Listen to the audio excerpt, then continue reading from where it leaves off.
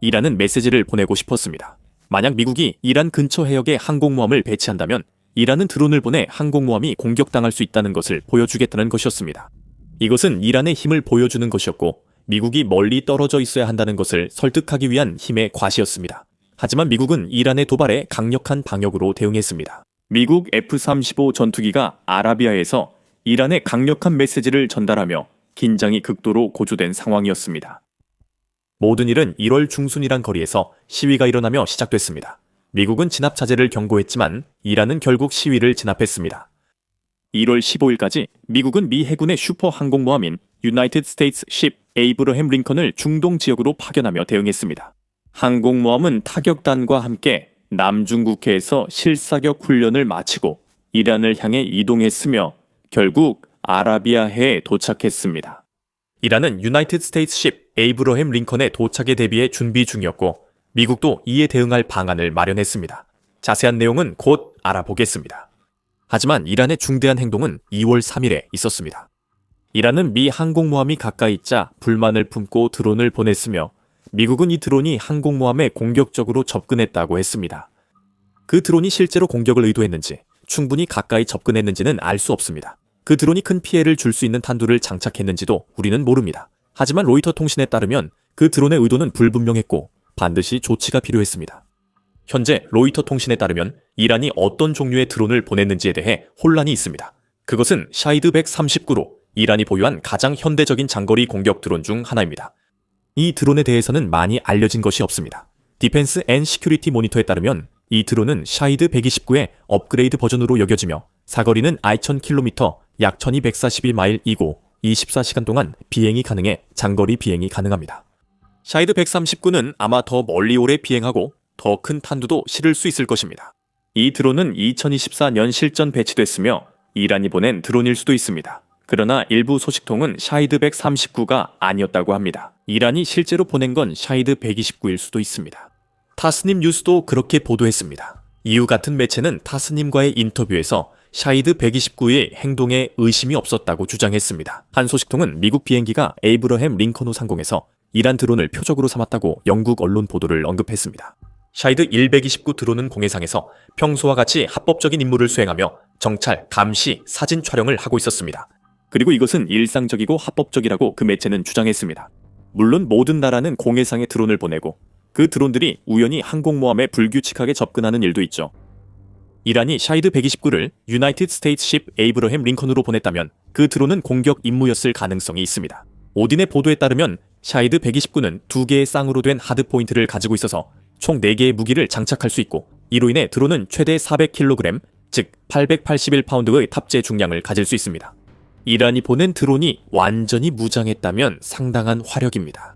미국은 이를 심각하게 받아들여야 했으며 샤이드 드론 대응 조치는 중동 전역에 영향을 줄 수 있습니다. 파장이 무엇인지는 잠시 후 다루겠습니다. 먼저 미국의 행동과 이란의 또 다른 작은 속임수를 알아야 합니다. 이란의 샤이드 드론이 미 항공모함에 접근하던 바로 그날 드론이 배치되자마자 미국은 끝까지 추적했고 경고도 여러 차례 보냈지만 무시당했습니다. 그래서 미국은 맞불 작전을 선택했습니다. 아니, 더 정확히 말하면 작은 불씨의 거대한 불길로 대응하기로 한 셈이죠. 이란이 미국의 드론으로 위협하면 미국은 F-35 등 강력한 공중 전력으로 대응하겠다는 입장이었습니다. 워존 TWZ의 보도에 따르면 미국은 이란의 드론에 F-35C 합동 타격 전투기를 투입했습니다.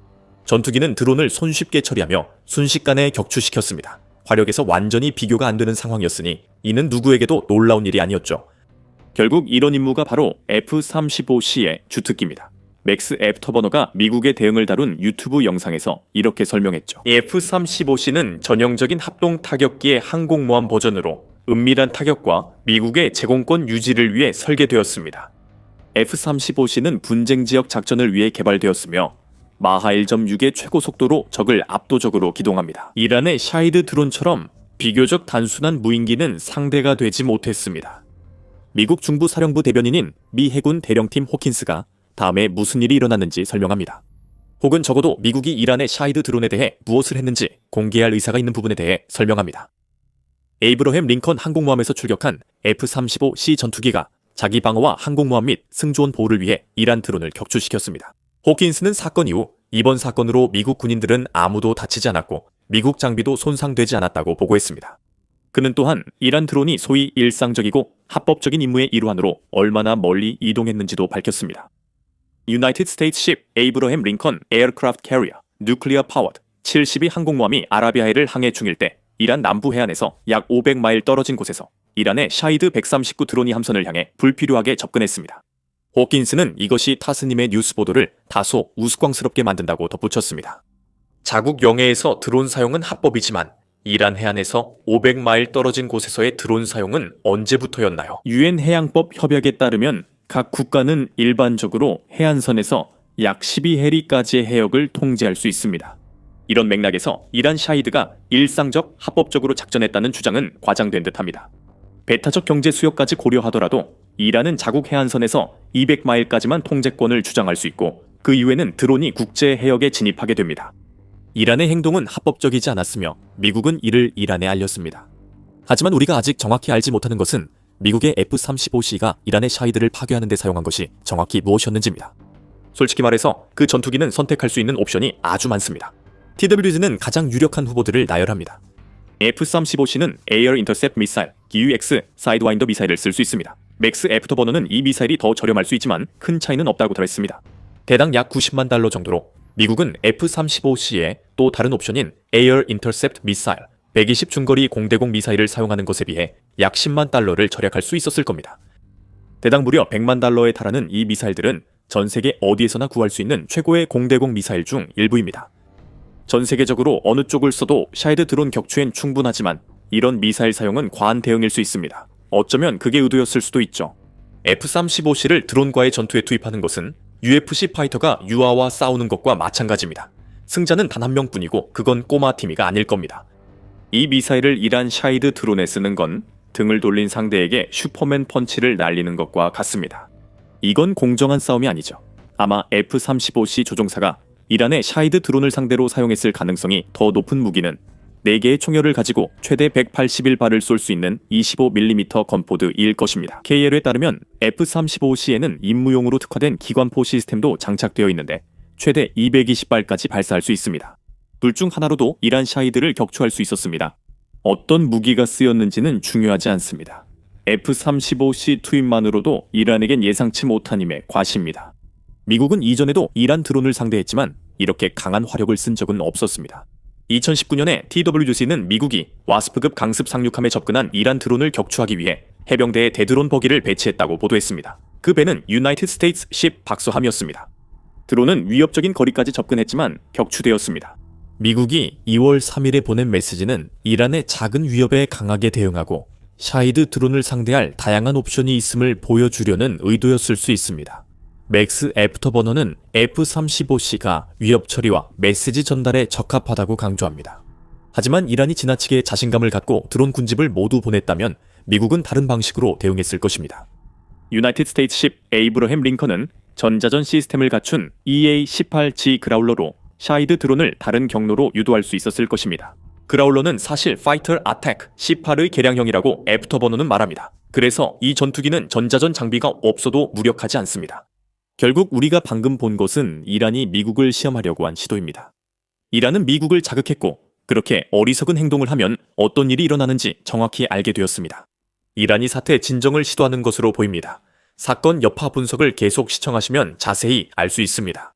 하지만 그 이야기에 앞서 이란 샤히드가 미국에 위협을 주지 못했다는 전만이 2월 3일의 유일한 이야기는 아니었습니다.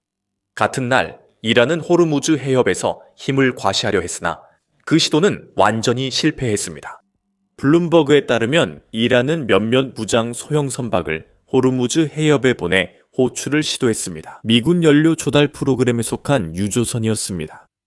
그 선박들은 이란 혁명 수비대 대원들이 탑승하고 있었으며 그들은 미국 선박인 스테너 임페러티브에 승선해 유조선을 납포하겠다고 위협하며 괴롭혔다고 전해졌습니다. 그 소동은 좋게 끝나지 않았습니다.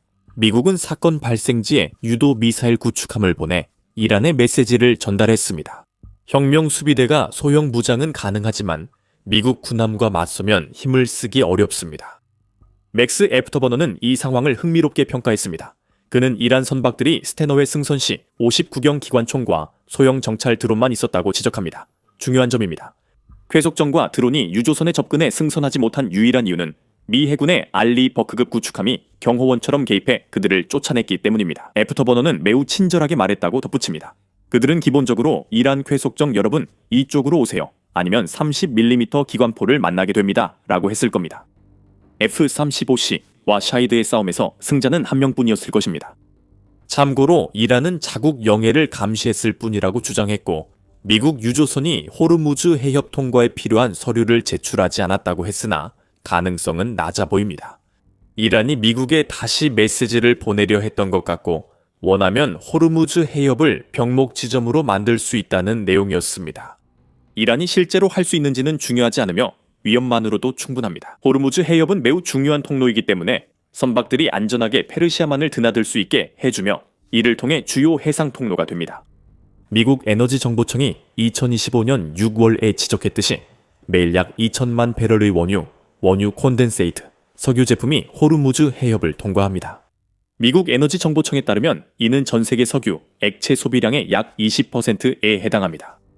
BBC는 이란이 호르무즈 해협의 가장 좁은 지점에서 선박의 통과를 어느 정도 통제할 수 있다고 전했습니다. 해협과 그 선박 항로는 전적으로 이란과 오만의 영해 내에 있습니다. 이란이 해협을 봉쇄하기로 결정한다면 실제로 그렇게 할 수 있습니다.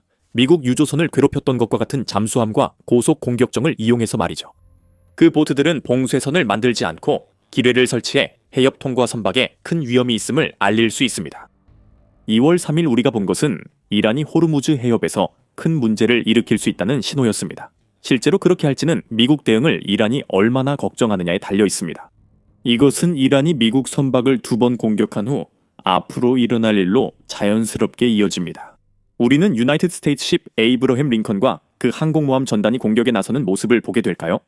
미국 전투기들이 2025년 여름 미드나이트 해머 작전 때처럼 이란 군사기지에 미사일과 폭탄을 퍼붓게 될까요?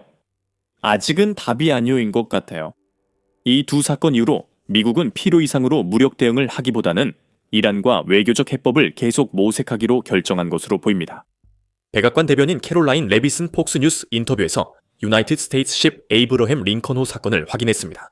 하지만 트럼프 대통령은 외교적 해법에 전념하며 특사 스티브 위트코프가 2월 7일 이란 대표단 회의에 참석할 것이라고 밝혔습니다. 레비슨 트럼프 대통령이 모든 선택지를 열어두고 있다고 말했습니다. 또한 위트코프가 이번 주 후반 이란 측과 대화할 예정이라고 덧붙였습니다. 그 회의들은 현재로서는 여전히 예정되어 있습니다. 하지만 물론 대통령은 항상 다양한 선택지를 테이블 위에 올려두고 있으며 그 안에는 군사력 사용도 포함되어 있습니다. 이란인들은 그 사실을 누구보다 잘 알고 있습니다. 이란 역시 다가오는 회담이 무산될까 경계하는 모습을 보이고 있지만 동시에 그와 관련된 영향력을 과시하려는 시도도 하고 있습니다. 가디언지 보도에 따르면 위트코프와 이란 대표단 간의 논의는 원래 터키에서 열릴 예정이었으나 이후 이란 측이 오만에서 개최할 것을 요구했습니다. 그리고 이 논의가 중재 역할을 할 것으로 보이는 아랍 국가들의 참여 없이 진행되기를 이란이 요구했습니다. 미국은 처음에 이 요청을 거부했고 이로 인해 회담이 위태로워졌습니다. 하지만 해당 아랍 국가들의 마지막 노력으로 백악관이 입장을 바꾼 것으로 보입니다. 그 국가들을 위해서 말이죠. 이 회담은 이란 핵 프로그램을 다루어 매우 중요하며 합의 형성의 중요한 단계가 될 수 있습니다. 이는 프로그램 규제를 가능하게 합니다. 미국이 이런 양보를 한 것이 가치가 있었는지는 2월 7일에 어떤 일이 일어나는지 지켜봐야 알 수 있을 것입니다. 2월 3일 이란이 한일에 대해 맥스 애프터버너는 이 공격들이 이란이 개입하지 않았다고 주장하는 것이 아니라 그럴듯한 부인 가능성을 제공한다는 점에서 이란의 전형적인 수법이라고 말합니다. 이란이 이번 일과 무관하다고 주장할 일은 아니죠. 분명히 이란이 관여했습니다. 그리고 이란은 자국 해역을 보호하겠다는 여러 주장을 통해 사실상 그렇게 말해왔습니다. 비록 그 주장들 중 일부는 근거가 약하긴 하지만 말이죠. 부인 가능성은 공격 규모에서 비롯됩니다. 이란은 유나이티드 스테이츠 십 에이브러햄 링컨함에 드론 한 대만 보냈고 드론 때는 보내지 않았습니다. 미국 군함이 스테나 임페러티브호의 호르무즈 해협 통과를 지원하자 이란은 물러났습니다. 이는 힘 과시에 불과하며 이란이 전투를 준비한다는 뜻은 아닙니다. 하지만 이란은 아직 해결 못한 문제가 있습니다. 영상 초반에 언급한 시위 대응이 여전히 문제를 일으킬 수 있습니다. 트럼프는 이미 이란에 경고했습니다. 만약 이란이 시위를 진압하면서 자국 시민을 처형하는 수준까지 나아간다면 미국이 조치를 취할 것이라고 했습니다. 미국 대통령은 이란 최고 지도자 알리 하메네이가 합의가 이루어지지 않을 경우 자국에 닥칠 일을 걱정해야 한다고 주장했습니다. 다가오는 위코프와 이란 대표단의 시위 관련 회의에서 이란 정권은 분명히 트럼프의 경고를 무시한 것으로 보입니다. 국제 엠네스티에 따르면 수천 명의 시위대가 체포됐습니다.